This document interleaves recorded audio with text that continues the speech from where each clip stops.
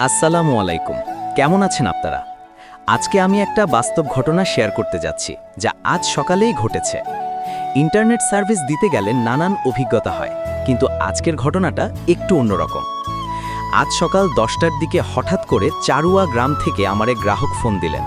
তিনি খুব চিন্তিত গলায় বললেন, ভাই, ওয়াইফাইয়ের সমস্যা, ইন্টারনেট একেবারেই পাচ্ছি না। আমি তখনই টিম নিয়ে রওনা হলাম। ভাবলাম হয়তো রাউটার বা পাওয়ারের সমস্যা হবে, কিন্তু সেখানে গিয়ে দেখি ঘটনা পুরোই আলাদা। দেখলাম যে অপটিক্যাল ফাইবার কেবল দিয়ে তাদের বাসায় ইন্টারনেট যেত, সেই কেবলটা পুরোপুরি কেটে দেওয়া, মানে পুরো লাইনটাই ছিন্ন হয়ে গেছে। এটা অত্যন্ত দুঃখজনক এবং বিপজ্জনক বিষয়।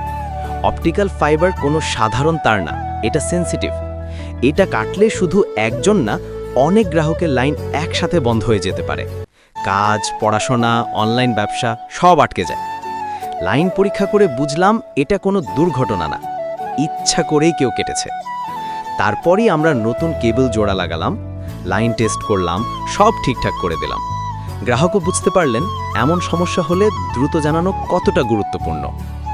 বন্ধুরা, আপনাদের জন্য ছোট্ট একটা কথা: যদি কখনো দেখেন কেবল কাটা, রাউটার অফ, সিগন্যাল নেই, ইন্টারনেট ড্রপ, তাহলে অবশ্যই আপনার সার্ভিস প্রোভাইডারকে তৎক্ষণাৎ জানাবেন। নিজের হাতে ফাইবার ছুঁতে যাবেন না। আজকের ভিডিও এখানেই শেষ। যদি ভিডিওটি ভালো লাগে, লাইক, কমেন্ট আর শেয়ার করবেন। আর নতুন নতুন ভিডিও দেখতে চাইলে অবশ্যই আমার পেজে ফলো দিবেন। ধন্যবাদ সবাইকে। দেখা হবে পরের ভিডিওতে।